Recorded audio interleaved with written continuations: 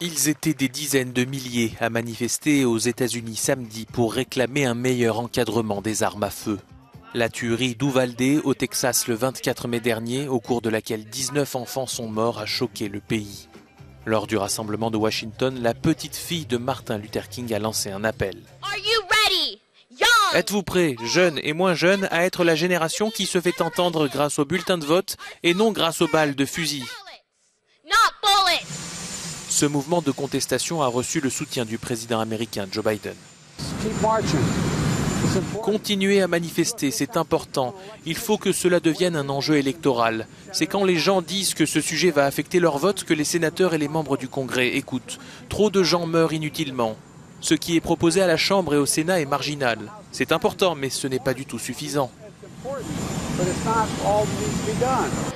La Chambre des représentants a effectivement voté un texte mercredi qui interdirait, entre autres, la vente de fusils semi-automatiques aux moins de 21 ans et celle des chargeurs à grande capacité. Mais cette législation n'a quasiment aucune chance d'être adoptée au Sénat car les démocrates doivent rallier 10 conservateurs.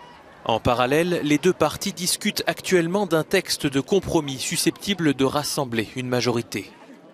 Selon l'association Giffords, plus de 45 000 personnes ont été tuées par arme à feu aux États-Unis rien qu'en 2020.